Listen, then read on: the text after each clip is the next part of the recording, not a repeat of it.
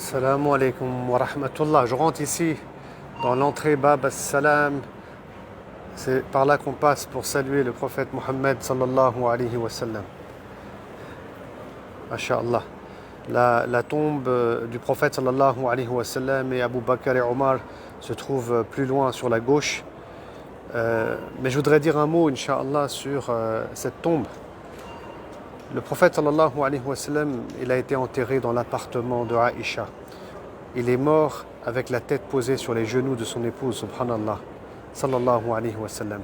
Et il a dit qu'un prophète, lorsqu'il meurt, on l'enterre à l'endroit même où il meurt. C'est pour ça qu'il est enterré dans l'appartement de Aïcha radiallahu ta'ala anha. Et Aïcha, elle continuait à vivre auprès du messager de Dieu, sallallahu alayhi wa sallam, bien que celui-ci soit enterré à ses côtés, dans la demeure. Et puis ensuite, le premier calife Abu Bakr as-Siddiq radiallahu ta'ala anhu sera à son tour enterré juste à côté du prophète sallallahu alayhi wa sallam, avec la tête au niveau des épaules du messager de Dieu sallallahu alayhi wa sallam. Puis ensuite, Omar sera enterré avec la tête au niveau des épaules de Abu Bakr as-Siddiq. Et il y aura ensuite un mur qui sera fait entre les trois tombes et l'endroit, le peu de mètres carrés qui restait pour Aïcha pour vivre. Et plus tard, sous le califat de Omar ibn Abdelaziz, et on est sous les Omeyyades, le mur va s'effondrer. L'appartement, quelques murs vont s'effondrer. Et là, Omar ibn Abdelaziz, Aïcha n'était plus présente, bien entendu, le temps était passé et on va reconstruire les murs de l'appartement de Aïcha avec des pierres qui sont taillées et qui vont être récupérées à l'est et à l'ouest de la ville de Médine, car il y a des roches volcaniques. Naam. On va tailler des pierres et on va refaire les murs de l'appartement de Aïcha. On va faire un mur de séparation au milieu aussi, masha'Allah. Et on va tout clôturer. Il n'y aura pas de fenêtre, il n'y aura pas non plus de porte, il n'y aura absolument rien. Et puis comme les gens, vous savez, ils compareront un peu cet appartement à la Kaaba, Omar ibn Abdelaziz fera faire un nouveau mur autour, un mur avec 5 côtés. Et entre ce mur aux 5 côtés et l'appartement de Aïcha, il y a environ un demi-mètre d'espace. Et donc quand on passe ici, et on y arrive presque, devant la tombe du prophète sallallahu alayhi wa sallam et devant le grillage pour le saluer, et ben, de l'autre côté du grillage, tout d'abord, il y a un espace vide. Ensuite, il y a le mur aux 5 côtés, sur lequel il y a un grand drap, et c'est tout ce qu'on voit en vérité. Et derrière ce mur aux 5 côtés qui est condamné aujourd'hui, il y a derrière donc l'appartement de Aïcha.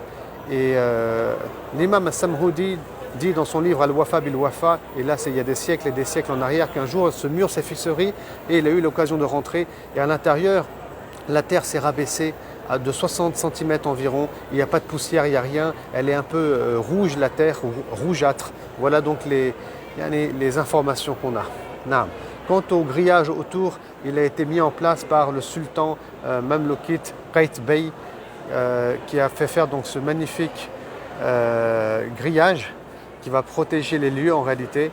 Et ça, il l'a fait faire suite à un incendie important qui a eu lieu dans la mosquée de Médine environ vers le 8e siècle. Et pour terminer, on a aussi du plomb qui a été coulé autour du mur aux 5 côtés. Et ça, c'est à l'époque du sultan Nuruddin Zanki, car on avait 2 chrétiens ici, et c'était les croisades qui ont voulu faire un tunnel. Parce que regardez, là on est sur la sortie, ils avaient leur demeure juste en face de la mosquée du prophète sallallahu alayhi wa sallam, un tunnel en dessous, pour creuser et voler le corps du prophète sallallahu alayhi wa sallam. Mais Nuruddin Zanki, il a fait un rêve où il a vu le prophète sallallahu alayhi wa sallam l'informer de cela, subhanallah, l'informer de cela. Et ensuite il est venu lui-même, il a retrouvé cette demeure, il a retrouvé ce tunnel. Je ne rentre pas ici dans les détails. Et pour protéger les lieux, il a fait couler du plomb tout autour du mur aux 5 côtés. Voilà ce qu'il y a derrière ce grillage. Il n'y a rien d'autre.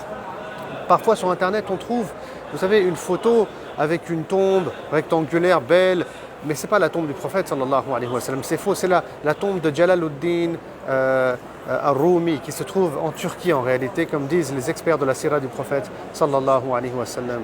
Qu'Allah subhanahu wa ta'ala nous prenne en miséricorde. C'était important pour moi de faire cette vidéo pour expliquer ce qu'il y a derrière ce mur, derrière ce grillage, lorsqu'on vient saluer le prophète sallallahu alayhi wa sallam. Les gens, ils ont des fausses pensées, des fausses imaginations, et c'est au-dessus aussi de l'appartement de Aïcha que se trouve la coupole verte qui a été aussi construite fut un temps, qui était en cuivre, qui a été blanche, puis bleue et qui aujourd'hui est verte depuis l'époque des Ottomans. Voilà donc ici la grille. Et c'est là, regardez ici, qui est marqué le nom du prophète sallallahu alayhi wa sallam et qu'on salue. Avant, il y a un grillage ici, il n'y a rien. Il n'y a rien ici du tout. Hein. Regardez, là c'est la mosquée. Là c'est l'espace qu'il y a entre la mosquée et l'appartement de Aïcha. Vous voyez, donc c'est ici, il y a son nom au prophète sallallahu alayhi wa sallam, qu'il est enterré un peu plus loin derrière, bien entendu, comme j'ai dit dans l'appartement. Salamu alayka ya Rasulallah. Et là, c'est la tombe d'Abu Bakr as-Siddiq, et c'est bien mentionné par écrit aussi. Salamu alayka ya Abu Bakr. Et la tombe de Omar ibn al-Khattab. Salamu alayka ya Omar. Et là, il n'y a rien après, bien entendu. L'endroit où je me trouve actuellement, où je suis en train de filmer et saluer, c'est l'endroit où vivait Hafsa, radiyallahu anha, l'épouse aussi du prophète sallallahu alayhi wa sallam. Et là, je vais vers la sortie de Babus Salam. C'est là que se trouvait aussi, à ce niveau-là, au niveau de la sortie, l'appartement de Othman ibn Affan, radiyallahu ta'ala anhu. Ici, à ce niveau-là, j'ai dit qu'il n'y avait rien. Hein. Donc là, je reviens en arrière. On a les tombes. Et ici, il y avait l'appartement de Saouda, radiyallahu ta'ala anha, autre épouse du prophète sallallahu alayhi wa sallam. Shukran jazilan, barakallahu fikum. Qu'Allah subhanahu wa ta'ala nous invite à la Mecque, nous invite dans la cité du prophète Mohammed sallallahu alayhi wa sallam. Assalamu alaikum wa rahmatullah.